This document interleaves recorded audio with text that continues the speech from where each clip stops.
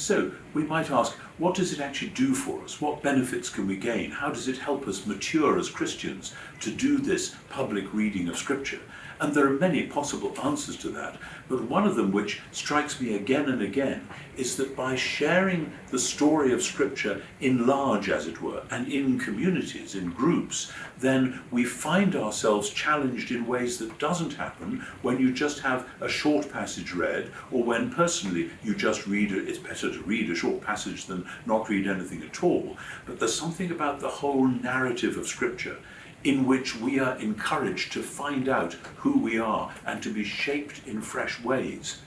And so when we actually are reading the Bible aloud, particularly if we read quite a bit from the Old Testament and quite a bit from the New, we realize that this is the story of God and the world, the story of God and the world focused on Jesus, and the story of God, the world, and Jesus opening up to include ourselves. And if we're doing that in public, then the ourselves that is being included is actually a community. It's not just my bright idea or whatever. However, within that as well, different people at different stages of their personal journeys find it easy to latch onto some books and not others. And there's an old debate in my business in New Testament scholarship in which some people are more naturally drawn to the letters of Paul, say, and others are more naturally drawn, say, to the Gospel of John. And quite often those are two quite different personality types.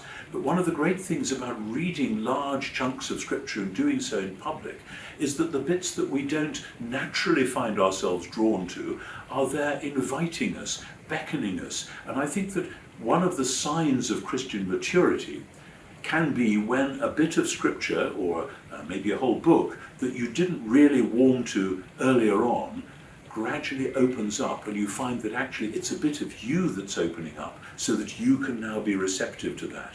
And that's one of the wonderful joys of Scripture, that it's always got more.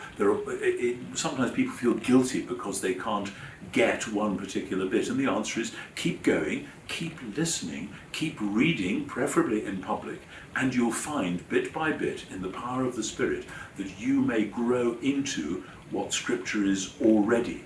It's like the old illustration of a small boy who has inherited his older brother's rather large suit, and it's a bit too big for him at the moment. He feels a bit awkward, and the parent says, that's okay, you'll grow into it. And it seems to me that the public reading of Scripture has, as a sort of text over the top of it, it's okay, you'll grow into it, and that's Christian maturity.